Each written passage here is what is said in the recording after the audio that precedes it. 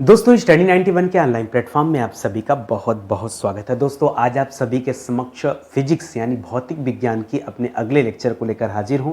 आज हमारा 462 नंबर का लेक्चर है। 456 से हम लोगों ने पढ़ना शुरू किया था और इस आधार पर देखा जाए तो आज हमारा फिजिक्स का ये 7वां लेक्चर है। ठीक है, 7वां लेक्चर है दोस्तों। धीरे धीरे करके फिजिक्स हम काफ़ी आगे तक बढ़ चुके हैं दोस्तों और बहुत आराम से कवर भी हो जाएगा।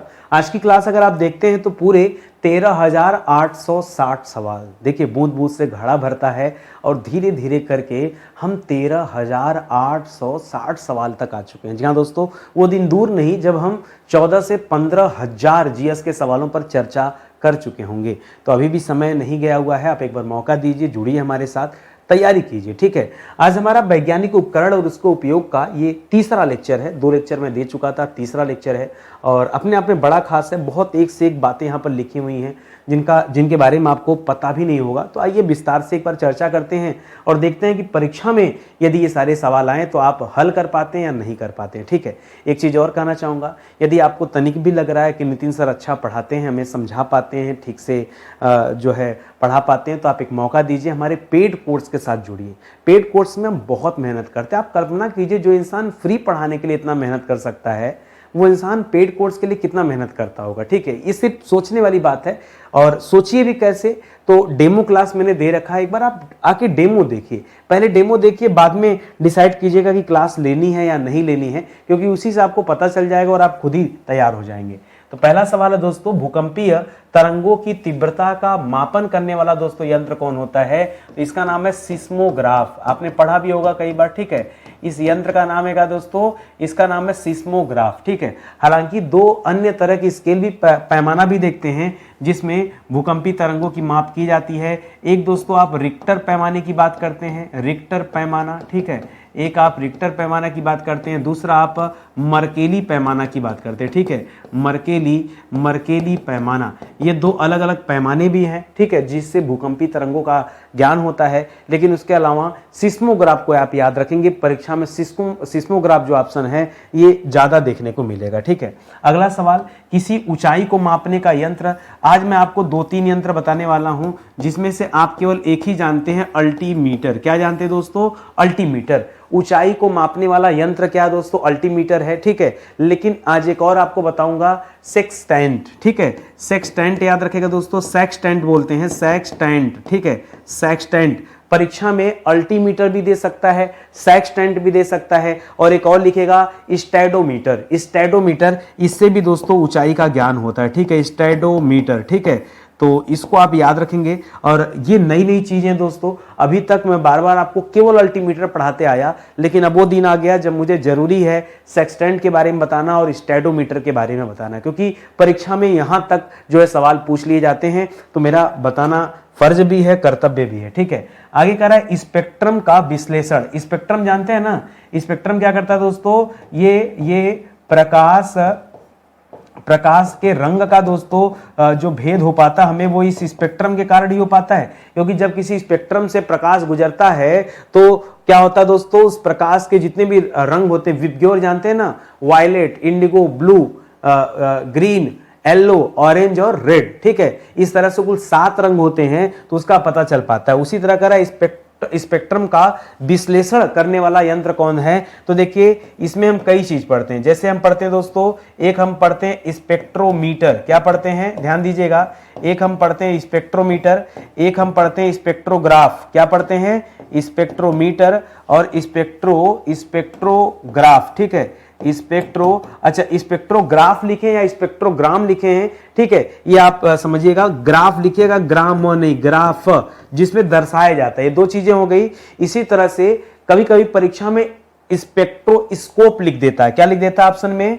ऑप्शन में दे देता है स्पेक्ट्रोस्कोप। देखिए, ये सब ये कई यंत्र हैं, इन सभी का काम स्पेक्ट्रम का विश्लेषण है। लेकिन अब एग्जामिनर के दिमाग में क्या है कि कब वो स्पेक्ट्रोमीटर लिख देगा, कब वो स्पेक्ट्रोग्राफ दे देगा, कब वो स्पेक्ट्रोस्कोप दे देगा, कब वो जो है स्पेक्ट्रोफोटोमीटर दे देगा। ये भी ये वही है। ठीक है, स्पेक्ट्रोफोटोमीटर। ठीक है, थोड़ा लंबा चौड़ा दे दिया, बच्चा परेशान हो जाए। ठीक है, अरे कुछ अलग नहीं है, सब एक ही चीज है। ठीक है, स्पेक्ट्रो लगा है तो समझिए स्पेक्ट्रम से संबंध है, बात खत्म कीजिए, ज्यादा इधर उधर नहीं आपको भटकना है, ठीक है।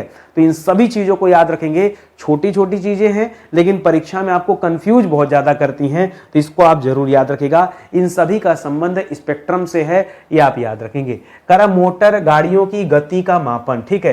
ये मैंने आपको पीछे भी कल वाली क्लास में भी बताया था कि मोटर गाड़ी की गति का मापन किससे करते हैं, तो एक स्पीडोमीटर मैंने आपको बताया था जिससे स्पीड का मापन होता है, ठीक है, और एक ओडोमीटर बताया था, ठीक है। तो पहले लिखेगा दोस्तों स्पीडोमीटर, ठीक है, स्पीडोमीटर, ठीक है। तो फिलहाल तो इस सवाल का जवाब स्पीडोमीटर हो जाएगा, लेकिन बात आता है कि सर ओडोमीटर क्यों बताया था।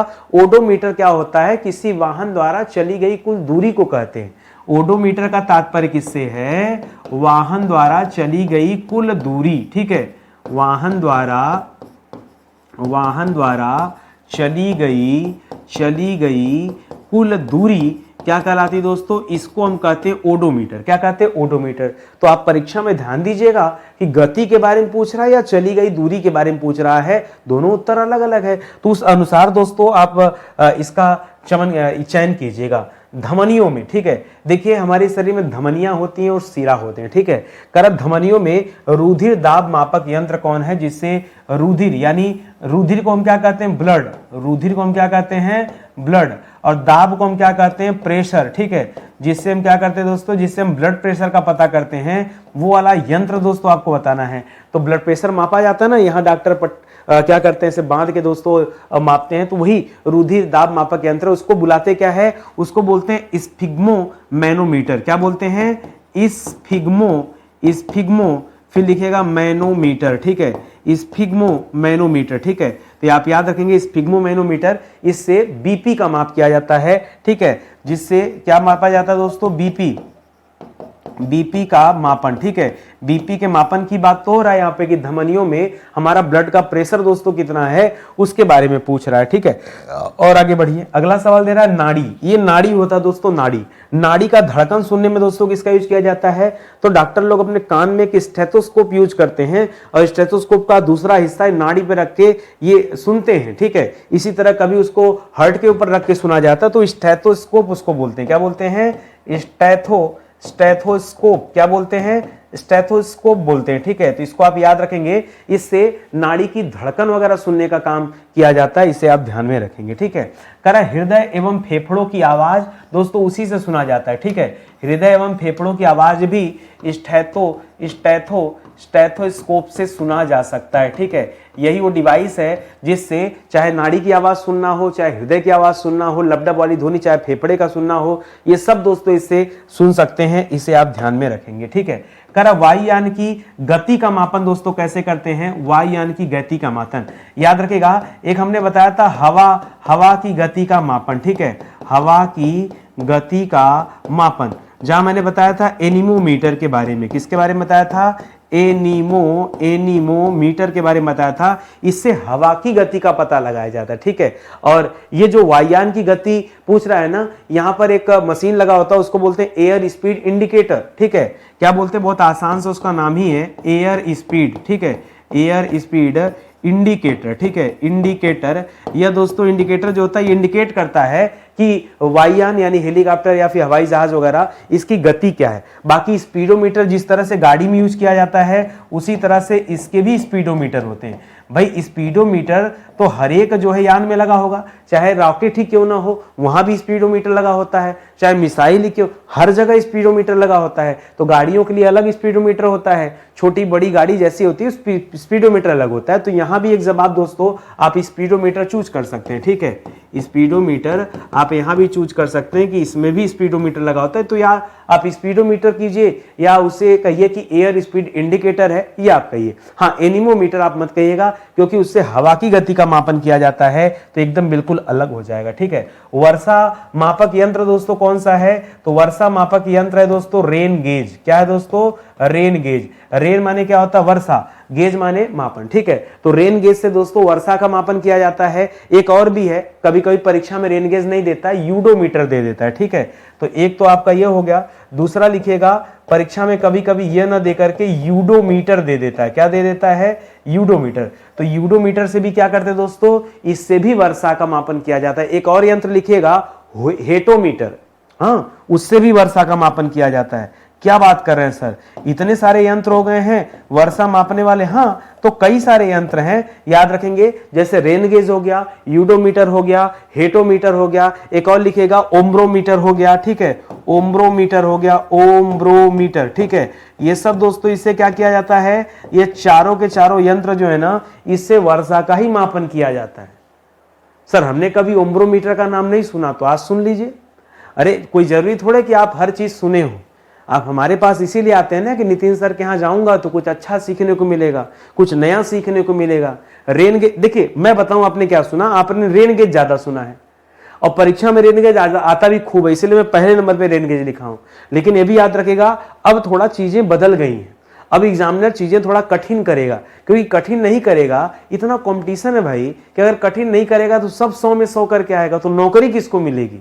अगर सब 100 में 100 पाए जाएंगे तो किसको नौकरी दिया जाएगा? तो पेपर का स्तर बढ़ाना पड़ेगा, और स्तर बढ़ाने के लिए 3 ऑप्शन होना जरूरी है। और 3 ऑप्शन अगर एग्जामिनर रखेगा तो पहले मेरे बच्चे जान जाए कि अगला 3 उत्तर और क्या सही हो सकता है, ठीक है। ओम्ब्रोमीटर भी हो सकता है, हेडोमीटर भी हो सकता है, और जो यूडोमीटर भी हो सकता है, ये आप याद रखेंगे, ठीक है। तो जब मैं पढ़ाए रहूंगा तब जो है बच्चों का कॉन्सेप्ट क्लियर होगा, और तब जाके वो तैयार हो पाएंगे, ठीक है। आगे बढ़िए, करा द्रवों के प्रवाह की गति का मापन दोस्तों किसमें किया जाता है? सर वो क्यूबिक वाला बता रहे हैं, हाँ क्यूसेक वाला जो बताया था, क्यूसेक प्रति घन मीटर क्यूबिक में, वही वाला बता रहा हूं। तो यहां फिलहाल वो अलग है, वो मापन किया जाता था। यहां द्रवों के प्रवाह की गति कितनी स्पीड में निकल रहा है ये पूछ रहा है, तो इसका पता चलता है वेंचुरी मीटर से। किससे चलता है दोस्तों? इसका पता चलता है वेंचुरी मीटर से, या फिर इसका पता चलता है टरबाइन से। जहां बिजली वगैरह बनाया जाता है ना, वहां टरबाइन लगा होता है और टरबाइन घूमता है, उससे भी दोस्तों द्रव के प्रवाह की गति का पता चलता है। या फिर आपने हो सकता ना सुना हो, एक पिटोट ट्यूब होता है। क्या होता है? एक पिटोट ट्यूब होता है, उससे भी दोस्तों इसके बारे में पता चलता है। तो venturi meter, turbine, Pitot tube, या फिर एक होता प्रोपेलर, ठीक है, प्रोपेलर मीटर, ठीक है, प्रोपेलर मीटर, इससे भी दोस्तों पता किया जा सकता है, ठीक है। किसका? द्रव के पानी कितना तेज बह रहा है, उसकी स्पीड क्या है, इसके बारे में पता करना। सबसे फेमस वेंचुरी मीटर है जो परीक्षा में ज्यादा आता है। दूसरे नंबर पे टरबाइन याद रखेगा, और थोड़ा अगर पढ़ने की इच्छा हो तब आप पिटोट ट्यूब याद रख सकते हैं, या फिर प्रोपेलर मीटर याद रख सकते हैं, तब आप इनको पढ़िएगा, ठीक है। करा द्रवों की श्यानता, यानी श्यानता का मतलब गाढ़ा, श्यानता का मतलब क्या दोस्तों? वो जो द्रव है वो कितना गाढ़ा है, ठीक है। तो कह रहा द्रवों की श्यानता ज्ञात करने वाले उपकरण का नाम बताइए, किससे ज्ञात किया जाता है? इसको ज्ञात किया जाता है विस्कोमीटर से। किससे ज्ञात करते हैं? इसको ज्ञात करते हैं विस्को, सही है ना जी? स्टार लगाइए, थोड़ा दिमाग से स्किप हो रहा है, ठीक है। एक बार चेक कर लीजिएगा, विस्कोमीटर ही बोलते हैं ना द्रवों की श्यानता का ज्ञात करने के लिए, ठीक है। कितना गाढ़ा द्रव है, ठीक है। जैसे पानी कम गाढ़ा होता है, तेल ज्यादा गाढ़ा होता है, तो उससे श्यानता का पता चलता है, ठीक है, कि किसमें श्यानता ज्यादा है। उसका पता लगाने के लिए विस्कोमीटर का यूज करते हैं। समय मापक यंत्र दोस्तों, यहां समय मापक यंत्र में मैंने क्रोमोमीटर आपको बताया था, ठीक है। क्या बताया था दोस्तों? मैंने क्रोमोमीटर बताया था, जिससे समय का मापन किया जाता है, जहाज वगैरह पे, पानी वाली जो जहाज होती है उससे। एक और शब्द लिखेगा, हारोलॉजी इसे बोलते हैं। क्या बोलते हैं? इसे हम बोलते हैं हारोलॉजी। क्या बोलते हैं? हॉरोलॉजी भी कहा जाता है। हॉरोलॉजी के तहत ही दोस्तों इसका अध्ययन किया जाता है, ठीक है। हॉरोलॉजी के तहत ही समय विज्ञान का दोस्तों अध्ययन किया जाता है, ये भी थोड़ा सा याद रखेंगे, ठीक है। नया सवाल हो गया ना, हॉरोलॉजी, ठीक है। नहीं सुना सर कभी, कोई बात नहीं, आज सुनिए। मैक किसका मात्रक है दोस्तों? तो समझ जाइए ध्वनि का, ठीक है। ध्वनि का मात्रक मैक है। वैसे ध्वनि का मात्रक मैक नहीं होता है, ध्वनि का मात्रक जो होता है दोस्तों डेसिबल होता है। ध्वनि को डेसिबल में मापा जाता है, ठीक है। ध्वनि की तीव्रता जो है या ध्वनि की चाल जो है उसका मापक मैक होता है, ठीक है। तो लिखिएगा ध्वनि की तीव्र चाल, लिख दें क्या? तीव्र चाल, ठीक है। तीव्र चाल का मापक, ठीक है, मापन करने वाला जो यंत्र है दोस्तों वो होता है मैक, ठीक है। मैक ये एक तरह का यंत्र है। अब देखिए 1 मैक 2 मैक ऐसे करके आप पढ़ते हैं, वो क्या होता है? जैसे 1 मैक से अधिक। 1 मैक से अधिक का क्या मतलब है? इसका मतलब है ध्वनि की चाल से अधिक, ठीक है। ध्वनि की चाल से अधिक। जैसे कहीं पर लिखा है कि मान लीजिए कोई मिसाइल है जो 2 मैक उसकी स्पीड है, तो 2 मैक स्पीड का मतलब क्या है, वह ध्वनि के स्पीड का 2 गुना स्पीड से दोस्तों वो मिसाइल चल सकती है, इसलिए 2 मैक कहते हैं। तो इसे सुपरसोनिक कहते हैं। क्या कहते हैं, अगर 1 मैक से ऊपर है तब उसे हम क्या कहते हैं, तब उसे हम सुपरसोनिक नाम देते हैं। लेकिन यदि 5 मैक से डेटा आगे हो जाए, ठीक है, 5 मैक से आगे हो जाए तो याद रखिएगा तब इसे हम क्या कहते हैं, तब हम इसे हाइपरसोनिक कहते हैं। ठीक है, तब क्या कहते हैं, हाइपरसोनिक। एक मैक से ऊपर है तो सुपरसोनिक, 1 मैक से लेके 5 मैक के अंदर है तो सुपरसोनिक। लेकिन वही 5 मैक से अधिक की चाल हो गई, यानी ध्वनि के चाल के 5 गुना ज्यादा स्पीड से दोस्तों जब कोई चलता है कोई, ठीक है, तब उसे हम क्या कहते हैं, तब उसे हम हाइपरसोनिक चाल कहते हैं। तो सुपरसोनिक चाल और हाइपरसोनिक चाल क्या होता है, इसे भी आप अपने दिमाग में रखेंगे। ठीक है, एक चीज और बताना चाहूंगा, आप एक बार आइए हमारे साथ जुड़िए। आज की क्लास बेशक आपको अच्छी लग रही होगी, लेकिन आपको यह भी जानना होगा कि आज आप भले ही 462 नंबर की क्लास कर रहे हैं, 7वां लेक्चर हमारा फिजिक्स का, लेकिन इसके पहले हम लोगों ने क्या क्या पढ़ा, पूरा एंशिएंट, पूरा मिडावल, पूरा मॉडर्न, पूरा संविधान, पूरा इंडियन ज्योग्राफी, पूरा वर्ल्ड ज्योग्राफी, ये सब मैंने पढ़ा दिया। कितने कितने लेक्चर में पढ़ाया वो भी मैंने बता दिया। एक एक अलग अलग प्लेलिस्ट मिल जाएगी आपको, ठीक है, वो प्लेलिस्ट जाके आप पढ़ सकते हैं। और ये वीडियो बनाने के पीछे जो मेरा मूल उद्देश्य था ना, वो मूल उद्देश्य दोस्तों ये था कि आप चाहे ऑनलाइन पढ़ रहे हो या ऑफलाइन पढ़ रहे हो, लेकिन कम से कम दोस्तों आपको ये पता चले कि हमारी तैयारी किस स्तर की हो पाई है। ठीक है, हम कितना अच्छा पढ़ रहे हैं, क्योंकि आप पढ़े होंगे फिजिक्स तो फिर हमारे सवालों का जवाब दीजिए। नहीं दे पा रहे हैं तो कहीं ना कहीं मेहनत में कमी है और फिर से आपको एक बार मेहनत करने की जरूरत पड़ सकती है। ठीक है, तो आप हमारे साथ आइए, एक बार हमारे साथ जुड़कर जीएस के बैच को पढ़ के देखिए, फिर आप याद रखेंगे कि कैसे लंबे समय तक चीजें याद रख सकते हैं। ठीक है, क्योंकि वो सारी चीजें मैं आपको क्लास में बताऊंगा। लड़ाकू विमानों की गति किसमें व्यक्त की जाती दोस्तों, ये जितने भी लड़ाकू विमान है ना, इनकी गति मैक में ही दोस्तों व्यक्त किया जाता है। ठीक है, मैक, ठीक है, मैक में व्यक्त किया जाता है, क्योंकि मैक सबसे ज्यादा स्पीड को डिनोट करता है। तो 1 मैक, 2 मैक, 4 मैक, 6 मैक, जितना भी हो, उसी तरह से सुपरसोनिक, हाइपरसोनिक का नाम भी उन्हें मिलता है। राडार का फुल फॉर्म बताया था दोस्तों, ठीक है, राडार का याद रखेगा, राडार का, अच्छा राडार में होता क्या, राडार नहीं, जो मैंने पीछे पढ़ाया था वो सोनार पढ़ाया था। क्या पढ़ाया था, सोनार पढ़ाया था। सोनार में क्या पढ़ाया था, sound and navigation, sound navigation and ranging. ठीक है, साउंड नेविगेशन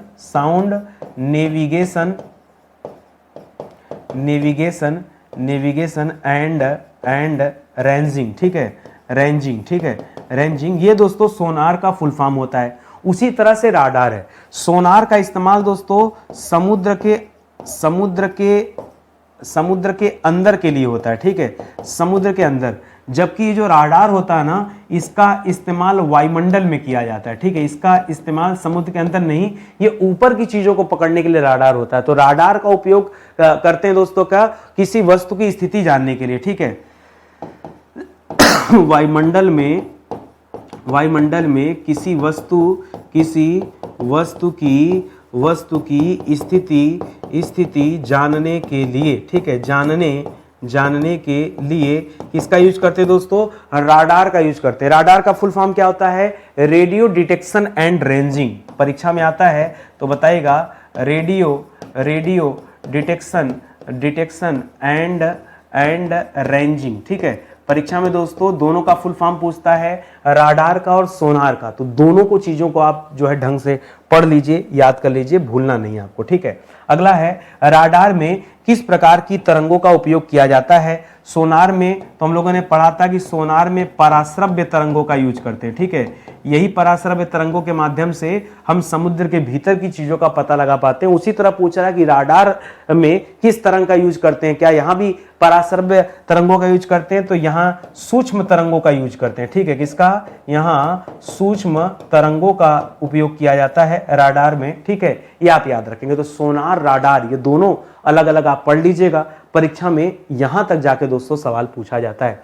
मैनोमीटर में क्या होता है दोस्तों, आपको पता होगा, गैस से संबंधित है। मैनोमीटर का संबंध किससे दोस्तों, गैस से। ठीक है, कह रहा है कि मैनोमीटर किसके मापन में प्रयुक्त किया जाता है दोस्तों, याद रखेगा, गैसों के दाब के मापन में। किसमें, गैसों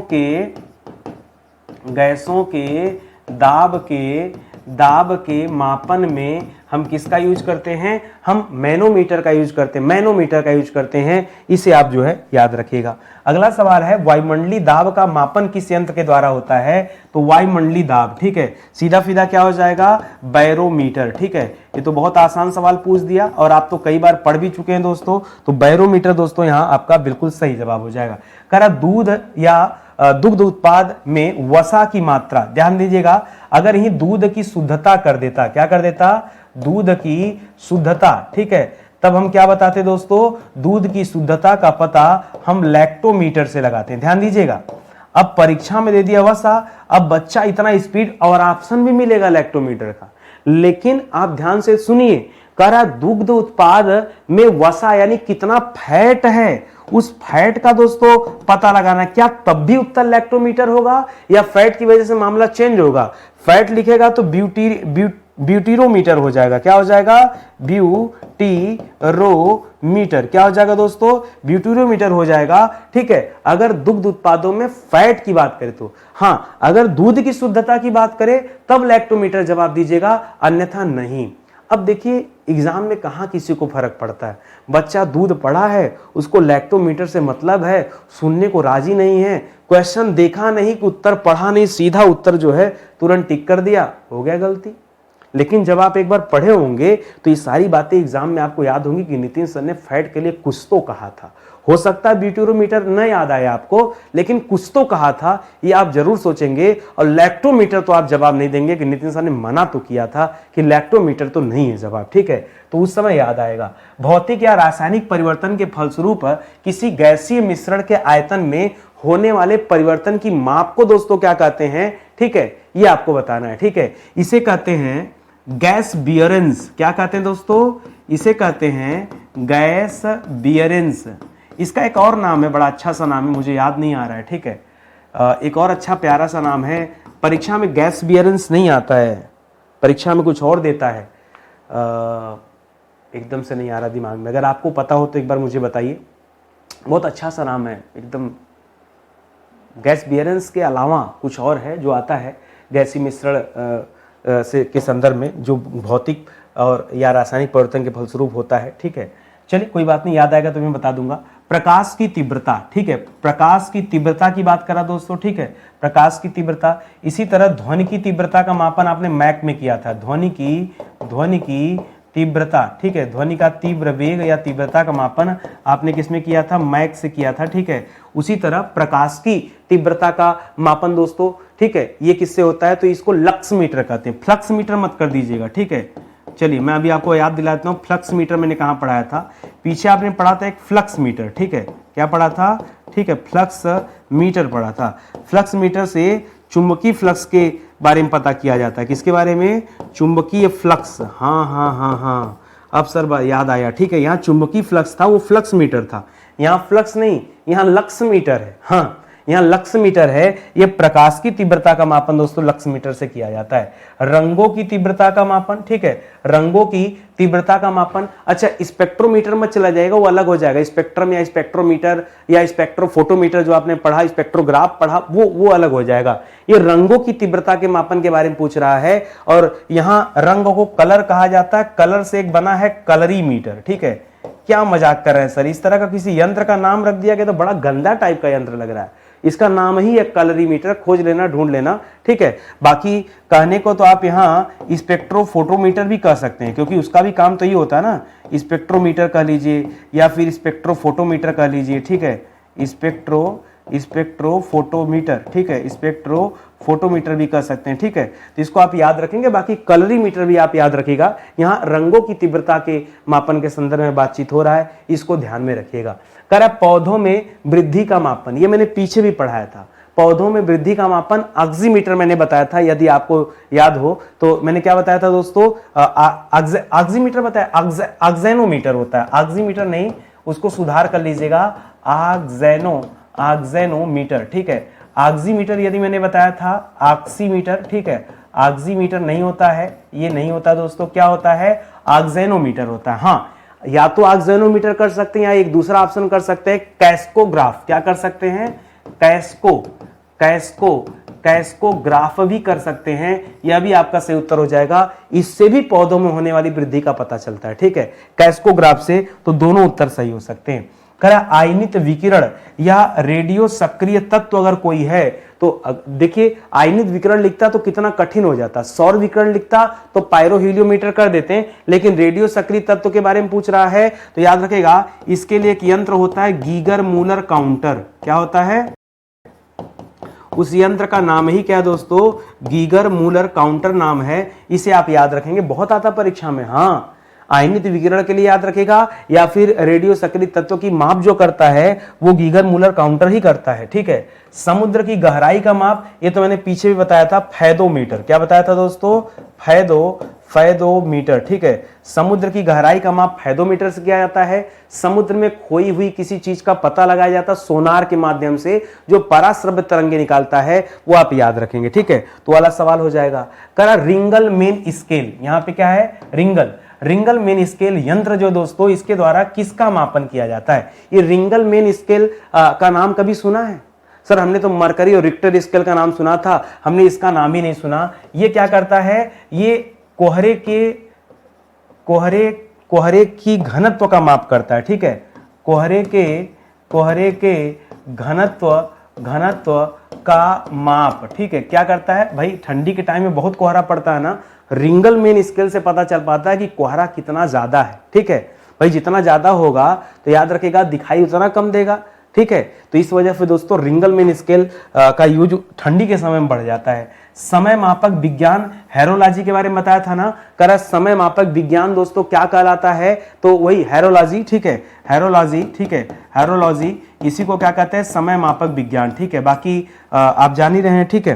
क्रोमोमीटर का संबंध भी दोस्तों समय से है। करा ब्यूफोर्ट स्केल, इसका नाम तो सुना ही होगा कभी न कभी। बताइए, ब्यूफोर्ट स्केल द्वारा हम किसका मापन करते हैं? सोच समझ के बताइएगा। ब्यूफोर्ट स्केल द्वारा किसका मापन करते हैं? सर सुना नहीं कभी। हवा की गति का मापन करते हैं। किसका? हवा की गति का मापन करते हैं। सर आपने तो हमें समझाया था कि हवा की गति का पता हम एनीमोमीटर से लगा सकते हैं। किससे? एनीमोमीटर से लगा सकते हैं। बिल्कुल सही कहा था, लेकिन अब इस तरह से सवाल आएगा तो क्या बताऊंगा नहीं क्या? ब्यूफोर्ट स्केल भी याद रखेगा, ठीक है। जिस तरह से सिस्मोग्राफ आप पढ़ते हैं उसके बावजूद रिक्टर स्केल, मर्करी स्केल पढ़ना नहीं छोड़ देते हैं ना, उसे भी जानते हैं ना, उसी तरह से आप इसे भी याद रखिएगा, ठीक है। तो इस तरह से अगर चीजों को पढ़ेंगे तो बेशक जो है चीजें याद रहेंगी। कहां तक जाएंगी? देखिए मैं मानता हूं ना, कोई चीज कब कठिन है? जब तक आपको नहीं आती तब तक कठिन है। जिस दिन आप कोई चीज जान गए, सीख गए, पढ़ लिए, उसी दिन से चीजें आसान हो जाती हैं। और ये डिपेंड करता है टीचर के ऊपर कि वो टीचर कितने अच्छे भाषा में, कितने आसान भाषा में आपको चीजें पढ़ा दे कि आपको मैक्सिमम चीजें याद हो जाएं, ठीक है। तो आप एक बार हमारे साथ आइए, जुड़िए। मैं तो आपको कितने दिन से बुला रहा हूं कि आप एक भरोसा कीजिए, एक बार एक मौका दीजिए हमारे साथ। एक मौका देने में कोई हर्ज नहीं है दोस्तों। और आके आप हमसे जीएस पढ़ के देखिए, उसके बाद ना मजा इतना आ जाएगा ना। मेरे को दिल जीतने की आदत है। मैं इतने डंके की चोट पे क्यों कहता हूं कि आप आ जाएंगे तो आपका दिल जीत लूंगा? क्यों? अरे बच्चे को चाहिए क्या? इतना बढ़िया पढ़ा दो, दिल गदगद हो जाए, उसका मन गदगद हो जाए, क्लास लेके उसे लगे कि हमारा पैसा डूबा नहीं, हमने सीखा इनसे, ठीक है। इतना तो चाहिए। कौन सा बहुत बड़ा काम है? भगवान ने ऐसा कला दिया, ऐसा स्किल दिया है, कौन सा बड़ा काम मेरे लिए? कोई दिक्कत नहीं, लेकिन मजा आ जाएगा पढ़ के। भरोसा कीजिए, मेरे ऊपर भरोसा है तो बहुत बहुत आनंद आएगा। यदि आप सच में अपने जीवन में आगे जाना चाहते हैं, आगे बढ़ना चाहते हैं, तो सिर्फ एक बार मौका दीजिए। और ज़्यादा तो नहीं कहूँगा, कंप्लीट हिस्ट्री के बेस से आप अपनी शुरुआत कीजिए और एक बार पढ़ के देखिए। अपने भारत को जानने के साथ साथ परीक्षा की तैयारी बहुत गजब की होगी, ठीक है। बस इतना ही समझाना चाहूँगा आपको। 1% कभी भी, मतलब कभी 1% छोड़िए, पॉइंट में भी कभी नहीं लगेगा कि मेरा पैसा डूबा है, ठीक है। मुझसे पढ़िए और पैसा डूब जाए, संभव नहीं। जिस दिन ऐसा एहसास होगा फ़ोन कीजिएगा। हालांकि आप फ़ोन इसलिए नहीं करेंगे पैसे के लिए, आप फ़ोन करेंगे सर मन खुश हो गया पढ़ के, ठीक है। यदि आप सच में पढ़ना चाहेंगे तो, ठीक है। नहीं पढ़ने वाला लड़का रहेगा ना, उसका भी मन लग जाएगा पढ़ने में। भाई मास्टर का काम क्या है? ऐसा पढ़ा दो कि जो पढ़ाई से भागता हो ना, वो भी पढ़ना सीख जा।